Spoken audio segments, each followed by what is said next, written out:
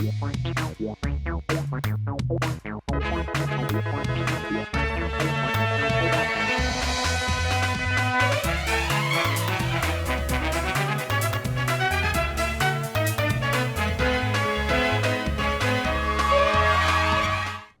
आप देख रहे हैं राष्ट्रीय समाचार। मैं आपके साथ हिमानी। नजर डालते हैं आज की हेडलाइंस पर। संसद का शीतकालीन सत्र का आज समापन। संसद सत्र के बाद विपक्षी नेताओं से मिले पीएम मोदी, स्पीकर बिरला, प्रियंका गांधी भी रहे मौजूद। पीएससीएस को राष्ट्रपति मुर्मू का संदेश। राष्ट्रपति द्रौपदी मुर्मू का सार्वजनिक सेवा आयोग से आह्वान। तकनीक की चुनौती समझे, भर्ती में ईमानदारी और पारदर्शिता। 23 दिसंबर को पटना आएंगे नितिन नवीन। एयरपोर्ट से भव्य रोड शो निकाला जाएगा। ऐतिहासिक स्वागत की तैयारी। एआईएमआईएम का पूर्व प्रत्याशी निकला एटीएम चोर का सरगना। एटीएम फ्रॉड के एक बड़े और चौंकाने वाले गिरोह का पर्दाफाश। पुलिस और वकील की मिलीभगत हुई उजागर। 3 लाख के रिश्वत लेते हुए एसीबी पुलिस ने किया गिरफ्तार। केस में गंभीर धाराएं न जोड़ने के बदले रिश्वत मांगी। बात करें खबरों की, जहां सबसे पहले संसद का शीतकालीन सत्र आज समाप्त हो गया। अंतिम कार्य दिवस पर लोकसभा में विपक्ष के हंगामे के कारण कोई विधायी काम नहीं हुआ और स्पीकर ओम बिरला ने कार्यवाही अनिश्चित काल के लिए स्थगित करने का ऐलान कर दिया है। थोड़ी देर बाद सभापति सीपी राधाकृष्णन ने राज्यसभा की कार्यवाही स्थगित कर दी। इसी के साथ लोकसभा अध्यक्ष ओम बिरला ने अपने कक्ष में सांसदों को चाय पर आमंत्रित किया। चाय पर चर्चा की। इस बैठक में प्रधानमंत्री नरेंद्र मोदी भी शामिल हुए। इस बैठक में रक्षा मंत्री राजनाथ सिंह, कांग्रेस सांसद प्रियंका गांधी, सपा सांसद धर्मेंद्र यादव सहित विभिन्न दलों के नेता मौजूद रहे। गौरतलब है कि संसद सत्र के समापन पर लोकसभा अध्यक्ष सत्ता पर और विपक्ष के सांसदों के साथ बैठक करते हैं। मानसून सत्र के समापन पर भी ऐसी ही बैठक हुई थी, लेकिन उसमें लोकसभा में नेता विपक्ष राहुल गांधी शामिल नहीं हुए थे। इस बार की बैठक में प्रियंका गांधी शामिल हुई। खास बात यह है कि वायनाड से पहली बार की सांसद प्रियंका गांधी को केंद्रीय रक्षा मंत्री राजनाथ सिंह के बगल वाली सीट दी गई। वहीं रक्षा मंत्री के पास वाली सीट पर प्रधानमंत्री मोदी बैठे दिखाई दिए। हैदराबाद में सार्वजनिक सेवा आयोगों के अध्यक्षों के राष्ट्रीय सम्मेलन के उद्घाटन के बाद अपने संबोधन में राष्ट्रपति ने कहा कि पीएससी की भूमिका केवल भर्ती तक सीमित नहीं है, बल्कि लोकतांत्रिक संस्थाओं में भरोसा बनाए रखने की भी है। उन्होंने स्पष्ट किया कि उम्मीदवारों की ईमानदारी और सत्यनिष्ठा को सर्वोच्च प्राथमिकता दी जानी चाहिए। राष्ट्रपति मुर्मू ने कहा कि भर्ती प्रक्रियाओं में डिजिटल टूल्स, डेटा सुरक्षा और नई तकनीकों का समझदारी से उपयोग जरूरी है। साथ ही न केवल प्रक्रिया तेज होगी, बल्कि पारदर्शिता और निष्पक्ष की मजबूत होगी।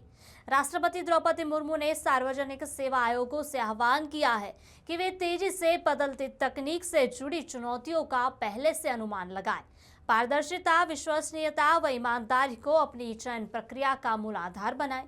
उन्होंने कहा कि देश को ऐसे सिविल सेवकों की टीम चाहिए जो वैश्विक स्तर पर प्रतिस्पर्धी को और जनसेवा के प्रति पूरी निष्ठा रखती हो। उन्होंने कहा कि सार्वजनिक सेवा आयोगों को तकनीक की उभरती चुनौतियों का अनुमान लगाते हुए पारदर्शिता, ईमानदारी और वैश्विक मानकों के अनुरूप सिविल सेवकों के चयन पर ध्यान देना चाहिए। भारतीय जनता पार्टी के प्रदेश अध्यक्ष संजय सरावगी ने पटना में आयोजित संवाददाता सम्मेलन के दौरान नवनियुक्त राष्ट्रीय कार्यकारी अध्यक्ष नितिन नवीन के अभिनंदन समारोह को लेकर विस्तृत जानकारी दी। संजय सरावगी ने कहा कि नितिन नवीन को राष्ट्रीय कार्यकारी अध्यक्ष जैसी बड़ी जिम्मेदारी दिए जाने पर उन्होंने प्रधानमंत्री नरेंद्र मोदी, केंद्रीय गृह मंत्री अमित शाह और भाजपा के राष्ट्रीय अध्यक्ष जेपी नड्डा के प्रति आभार प्रकट किया। कहा, राष्ट्रीय नेतृत्व ने नितिन नवीन पर विश्वास जताकर उन्हें बड़ी जिम्मेदारी सौंपी है। साथ ही प्रदेश अध्यक्ष ने बताया कि 23 दिसंबर को नितिन नवीन दिल्ली से पटना पहुंचेंगे। उनका आगमन दोपहर 12:30 बजे पटना एयरपोर्ट पर होगा, जहां से भव्य रोड शो निकाला जाएगा। पूरे पटना शहर को सजाया जाएगा और ऐतिहासिक स्वागत की तैयारी की गई है। राष्ट्रीय कार्यकारी अध्यक्ष का पदभार ग्रहण करने के बाद यह नितिन नवीन का पहला पटना दौरा होगा, जिसको लेकर कार्यकर्ताओं में खास उत्साह देखा जा रहा है। प्रदेश अध्यक्ष के रूप में पहली बार आप लोगों को संबोधित कर रहा हूं, तो आप सभी लोगों का बहुत बहुत हार्दिक अभिनंदन। सभी प्रेस मीडिया का, इलेक्ट्रॉनिक मीडिया का बहुत बहुत हार्दिक अभिनंदन और स्वागत है। सर्वप्रथम मैं भाजपा के शीर्ष नेतृत्व, देश के यशस्वी प्रधानमंत्री और विश्व के सबसे लोकप्रिय नेता आदरणीय नरेंद्र मोदी जी, देश के गृह मंत्री आदरणीय अमित शाह जी, हमारे राष्ट्रीय अध्यक्ष आदरणीय जेपी नड्डा जी, हमारे राष्ट्रीय कार्यकारी अध्यक्ष इसी बिहार के मिट्टी के लाल आदरणीय नितिन नवीन जी और सभी केंद्रीय शीर्षस्थ नेतृत्व का मैं आभार प्रकट करना चाहता हूं कि मुझे ये जिम्मेवारी। सूरत से खबर आ रही है जहां पुलिस ने एटीएम फ्रॉड के एक बड़े और चौंकाने वाले गिरोह का पर्दाफाश कर लिया है। इस मामले में सबसे हैरान करने वाली बात यह सामने आई कि एटीएम चोरी का सरगना कोई आम अपराधी नहीं बल्कि एआईएमआईएम का पूर्व प्रत्याशी निकला। सूरत की उधना पुलिस ने एटीएम कार्ड की अदला बदली कर लोगों के खाते से पैसे उड़ाने वाले गिरोह को बेनकाब कर दिया है। साथ ही पुलिस ने इस मामले में यूपी के प्रतापगढ़ से 2 आरोपियों अनिल कालिया और अनिल सरोज को गिरफ्तार कर लिया। आरोपियों ने एटीएम कार्ड बदलकर एक फरियादी के बैंक खाते से 25,000 रुपए निकाल लिए थे। शिकायत मिलते ही उधना पुलिस ने तकनीकी जांच और सूचना तंत्र के आधार पर आरोपियों तक पहुंच बनाई और उन्हें प्रतापगढ़ से दबोच लिया। जांच में खुलासा हुआ कि मुख्य आरोपी अनिल कालिया एक शातिर ठग है जिसके खिलाफ पहले भी कई धोखाधड़ी के मामले दर्ज हो चुके हैं। तो वहीं दूसरा आरोपी अनिल सरोज खुद को राजनीतिक रसूख वाला व्यक्ति बताकर घूमता था। चौंकाने वाली बात यह सामने आ रही है कि अनिल सरोज पहले 2 बार एआईएमआईएम पार्टी से चुनाव भी लड़ चुका है। फिलहाल वह जिला पंचायत का सदस्य है। पुलिस दोनों आरोपियों को प्रतापगढ़ से सूरत के उधना पुलिस स्टेशन लेकर आई, जहां उनसे गहन पूछताछ जारी है। आशंका है कि इस गिरोह ने इससे पहले भी कई लोगों को एटीएम कार्ड बदला कर ठग हो सकता है। फिलहाल उधना पुलिस मामले की गहराई से जांच कर रही है। साथ ही अन्य पीड़ितों व संभावित आरोपियों की तलाश में जुटी हुई है। सूरत पुलिस की इस कार्रवाई से एटीएम फ्रॉड करने वालों में हड़कंप मच गया है। उधना पुलिस स्टेशन में उद्योगनगर जो रोड है उसके ऊपर एक्सिस बैंक का एटीएम है। वहां से गणेश चौहान करके फरियादी है, उसके एटीएम से 25,000 रुपये किसी ने निकाले, ऐसी एफआईआर की गई थी। इसके मुताबिक पुलिस ने इन्वेस्टिगेशन करके कुल 2 आरोपियों को प्रतापगढ़ यूपी से गिरफ्तार किया है। इसका नाम अनिल सरोज और अनिल कालिया है। इसमें अनिल कालिया है, उसके खिलाफ ऐसे एटीएम फ्रॉड के कुल 4 से 5 ऑफेंस रजिस्टर हुए हैं। और जो अनिल सरोज है वो वहाँ के जो जिला परिषद है उसका सदस्य है। दोनों को गिरफ्तार किया गया है। उसके पास कुल जो इसमें जो रकम गई थी 25,000 वो रिकवर की गई है। उनकी एमओ ये थी कि बैंक में कोई भी पैसा निकलने आए तब जो उसका जो एटीएम का जो पैसे निकालने की जो जगह होती है वहाँ ये लोग टैप चिपका देते हैं और फिर पैसे नहीं निकलते। फिर वो मदद करने के बहाने उनके पास जाते हैं, उनका जो पिन है वो जान लेते हैं और बाद में जो कार्ड है वो कार्ड को चेंज करके अपने पास रख लेते हैं। उसके बाद में कोई दूसरे एटीएम में जाके फिर पैसे विड्रॉ करते हैं। सर, इनमें जो आरोपी अनिल सरोज, उसकी पॉलिटिकल हिस्ट्री क्या है? किस पार्टी से चुनाव लड़ चुका है और किस पार्टी से जिला पंचायत का सदस्य? अभी जो ये अनिल सरोज है वो अपक्ष से जिला परिषद का सभ्य है और ये एआईएम से विधानसभा का जो इलेक्शन है वो लड़ चुका है। बुलंदशहर में सीबीआई की फर्जी रेड से सनसनी फैल गई। बदमाश बिल्डिंग मटेरियल व्यापारी के घर फर्जी सीबीआई अधिकारी बनकर घुस गए थे। फिल्म स्पेशल 26 की तर्ज पर खुद को सीबीआई अफसर बताकर वारदात को अंजाम दिया। व्यापारी के घर से करीब 5 लाख रुपए की नकदी और जवेरात लेकर फरार हो गए। बदमाशों की संख्या 3 से 4 बताई जा रही थी। जानकारी है कि परिवार के मोबाइल फोन जब्त कर एक कमरे में बंद कर दिया। वहीं फिल्मी अंदाज में लूट की सूचना मिलने से पुलिस महकमे में हड़कंप मच गया है। आला अधिकारी मौके पर पहुंचे और फिलहाल पीड़ित परिवार से पूछताछ की जा रही है। इलाके में नाकाबंदी कर बदमाशों की तलाश में पुलिस की टीम जुट गई। पूरी वारदात अनूप शहर क्षेत्र के मोहल्ला पोखर की बताई जा रही है। बात करें पुलिस और वकील की मिलीभगत उजागर हो गई। किम ग्रामीण पुलिस थाना के पीआई प्रवीण जडेजा और वकील चिराग गोंडलिया को 3 लाख रुपए की रिश्वत लेते हुए अहमदाबाद एसीपी ने रंगे हाथों गिरफ्तार कर लिया है।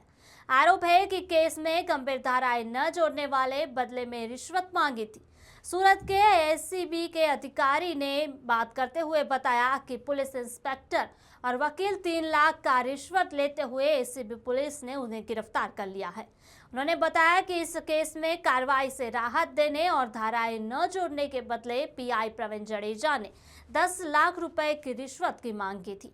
करीब 90,000 रुपए वेतन पाने वाले पीआई द्वारा भारी भरकम रिश्वत मांगने पर मामला 3 लाख रुपए तक किया गया, लेकिन शिकायतकर्ता रिश्वत देने के पक्ष में नहीं था और उसने अहमदाबाद एसीपी से संपर्क किया। इसके बाद एसीपी ने जाल बिछाकर मीडिएटर बने वकील सहित पीआई को 3 लाख रुपए की रिश्वत लेते हुए पकड़ लिया।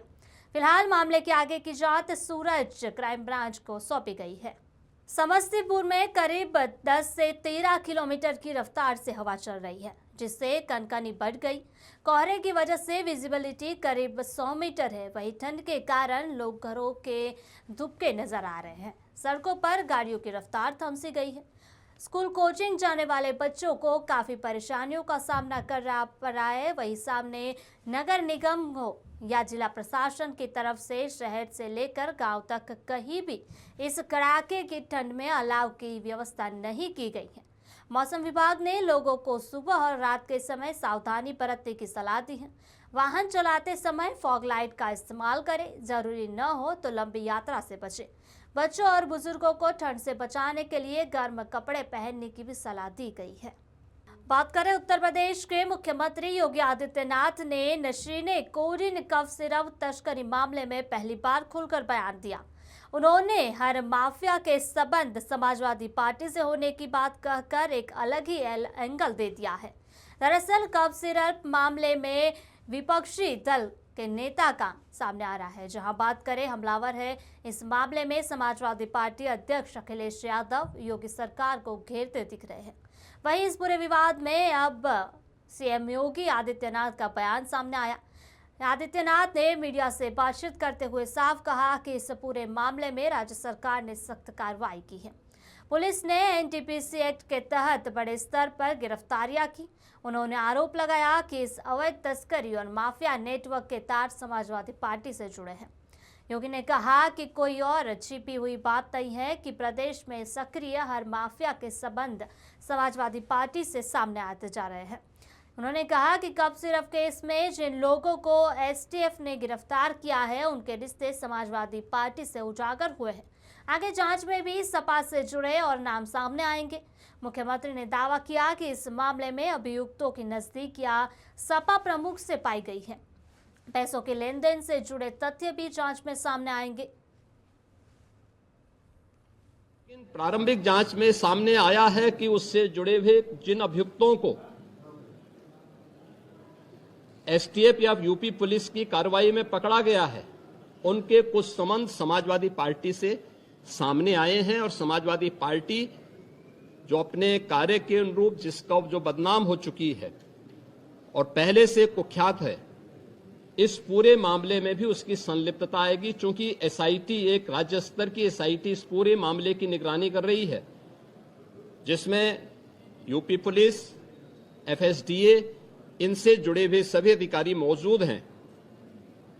इनके अवैध रूप से तस्करी के साथ साथ इससे जुड़े हुए अन्य जो महत्वपूर्ण पहलू होंगे, किन किन लोगों के पास से धन गया है, ये बातें भी सबके सामने आएंगी और इस बारे में पूरी रिपोर्ट आने के बाद ही इसके बारे में कुछ कहा जा सकता है। लेकिन ये जरूर मैं कह सकता हूं कि जो सपा प्रमुख के द्वारा कहा जा रहा है, ये वही स्थिति है कि यही कसूर मैं बार बार करता रहा, धूल चेहरे पर थी और आईना साफ करता रहा।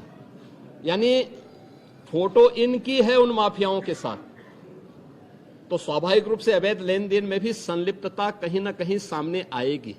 जांच आने दीजिए, दूध का दूध और पानी का पानी सबके सामने आएगा। धन्यवाद जी। उत्तर प्रदेश के सीतापुर में कांग्रेस का जोरदार प्रदर्शन देखने को मिला। शहर कोतावली क्षेत्र में कांग्रेस के कई नेता और कार्यकर्ता बीजेपी कार्यालय का घेराव करने जा रहे थे, लेकिन पुलिस ने उन्हें रोक दिया। कांग्रेस जिला अध्यक्ष ममता वर्मा ने कहा कि राष्ट्रीय नेतृत्व सोनिया गांधी और राहुल गांधी को मनी लॉन्ड्रिंग के मामले में फर्जी केस में फंसाया गया था, जिसे माननीय न्यायालय ने खारिज कर दिया है। उन्होंने इस सत्य की जीत बताया और कहा कि सभी कांग्रेस कार्यकर्ता और पदाधिकारी बीजेपी कार्यालय का घेराव करेंगे। ममता वर्मा ने जोर देकर कहा कि पार्टी ने आजादी में योगदान दिया है, हम अंबेडकर के सिद्धांतों को मानने वाले लोग हैं। यह लड़ाई आगे भी जारी रखेंगे, भाजपा के खिलाफ विरोध प्रदर्शन करते रहेंगे।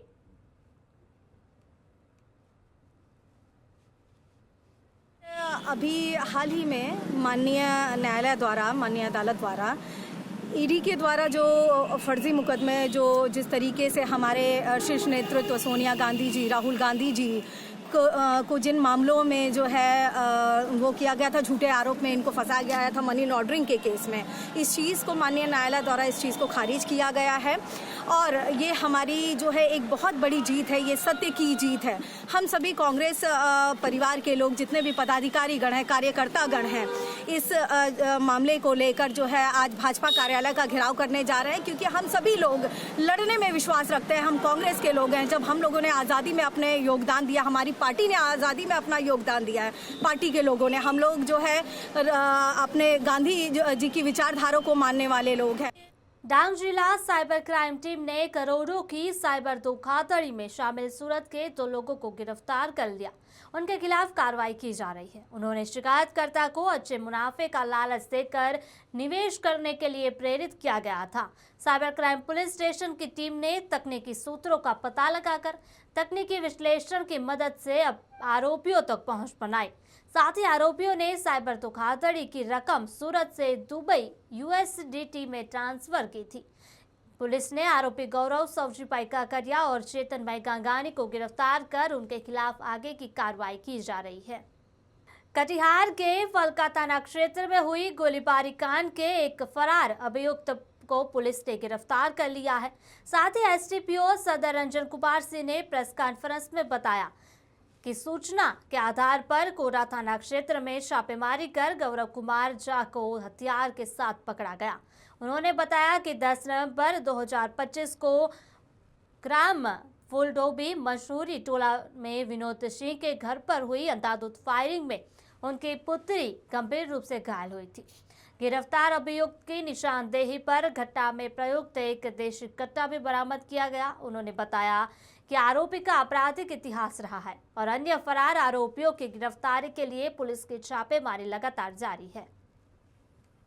10/11/25 को जो है फलका थाना अंतर्गत फुलडोभी गांव में जो है गोलीबारी हुई थी, जिसमें मधु कुमारी गोली से जख्मी हुई थी, जिसके बाद फलका थाना में कांड दर्ज किया गया, जिसमें कि प्राथमिक अभियुक्त एक रंजीत था, दूसरा अप्राथमिक अभियुक्त सुपरविजन में नाम आया गौरव जाकर। इसका क्या कुछ आपराधिक इतिहास रहा है? नहीं, इसका काफी आपराधिक इतिहास है। कई कांड में पहले NDPS एक्ट में भी जेल गया, आर्म्स एक्ट में भी है। दिनांक महाराष्ट्र की राजनीति में एक बार फिर से भूचाल आ गया। अजित पवार के नेतृत्व वाली NCP के लिए मुसीबतें खत्म होने का नाम नहीं ले रही है। अभी पार्टी सरपंच हत्याकांड मामले में धनंजय मुंडे के इस्तीफा के सदमे से पूरी तरह ऊपरी भी नहीं है। वहीं अब एक और कैबिनेट मंत्री पर गिरफ्तारी की तलवार लटक रही है। राज्य के खेल मंत्री माणिक राव कोकाटे फ्लैट घोटाले में पूरी तरह फंस चुके हैं। कोर्ट ने उन्हें तत्काल राहत देने से भी इनकार कर दिया है। वहीं गिरफ्तारी वारंट जारी कर दिया। महाराष्ट्र में NCP के वरिष्ठ नेता और मंत्री माणिक राव कोकाटे का इस्तीफा राज्यपाल ने मंजूर कर लिया है। इस साल यह NCP के दूसरे मंत्री का इस्तीफा है। इससे पहले धनंजय मुंडे ने अपना इस्तीफा दिया था। माणिक राव कोकाटे के इस्तीफे के बाद राजनीतिक हलचल तेज हो गई है। सूरत शहर के बिमराट क्षेत्र में निर्माणाधीन विवान प्रोजेक्ट के दौरान बड़ा हादसा हो गया, जहां स्ट्रक्चर फेलियर के चलते निर्माणाधीन दीवार अचानक ही गिर पड़ी। दीवार गिरने से आसपास की इमारतों को भी नुकसान पहुंचा है। वहीं इसी मामले में सूरत महानगर पालिका के deputy municipal commissioner Manish doctor ने प्रेस कॉन्फ्रेंस कर बताया कि बेसमेंट और दीवार निर्माण के दौरान एंकर वायर टूटने से पूरी दीवार ढह गई। इससे शिव रेसिडेंसी की कंपाउंड वॉल और पार्किंग शेड क्षतिग्रस्त हुए हैं। घटना के निष्पक्ष और तकनीकी जांच के लिए SVNIT को जिम्मेदारी सौंपी गई है। प्राथमिक जांच में हादसे का कारण स्ट्रक्चर फेलियर पाया गया। GDCR नियमों के उल्लंघन पर डेवलपर, स्ट्रक्चर इंजीनियर एवं आर्किटेक्ट और साइट सुपरवाइजर का लाइसेंस तत्काल रद्द कर दिया गया है, जबकि संबंधित निगम अधिकारियों को कारण बताओ नोटिस जारी किया। मामले की जानकारी पुलिस को भी दी गई। एहतियात के तौर पर शिव रेसिडेंसी के 192 फ्लैट मालिकों और उनके परिवारों को होटल में शिफ्ट कर नगर निगम द्वारा रहने और खाने की व्यवस्था की गई है। मामले की जांच जारी है। रिपोर्ट के बाद दोषियों के खिलाफ आगे की सख्त कार्रवाई की जाएगी। जो घटना हुई है बिल्डिंग का स्ट्रक्चर और दीवार गिरने की, सर क्या वजह है और उसके पीछे कौन जिम्मेवार है और आपने क्या कदम उठाया? विवान करके प्रोजेक्ट है विमराड में, उसमें बेसमेंट और डी वॉल का काम चल रहा था। इसमें स्ट्रक्चरल फेलियर की वजह से डी वॉल का एंकर वायर्स ब्रेक हो गए। इसकी वजह से पूरी डी वॉल गिर गई है और उसके साथ में डी वॉल के साथ में जो उसको लागू शिव रेसिडेंसी है उसके कंपाउंड वॉल और पार्किंग का शेड था वो भी गिर गया है। इसके लिए क्यों ऐसा हुआ, इसके लिए हमने SVNIT को रिपोर्ट तैयार करने के लिए उसी दिन से भेज दिया है, तो वो पूरा इन्वेस्टिगेशन करके बताएंगे। लेकिन प्राइमा फेसी ये है कि ये स्ट्रक्चरल फेलियर है और इसके लिए जो जिम्मेदार GDCR के नियम के हिसाब से सबसे ज्यादा जिम्मेदारी जिसकी होती है वो डेवलपर, स्ट्रक्चरल इंजीनियर, आर्किटेक्ट और साइट सुपरवाइजर है। वो चारों का हमने लाइसेंस सस्पेंड कर दिया है, रजा चिट्ठी भी हमने स्थगित कर दी है। और कॉर्पोरेशन में ये एरिया का जो काम करते हैं वो असिस्टेंट इंजीनियर और नायब शहर विकास अधिकारी को भी हमने शोकॉज नोटिस दी है। खबरों का दौर जारी रहेगा। देखते रहिए राष्ट्रीय समाचार। नमस्कार।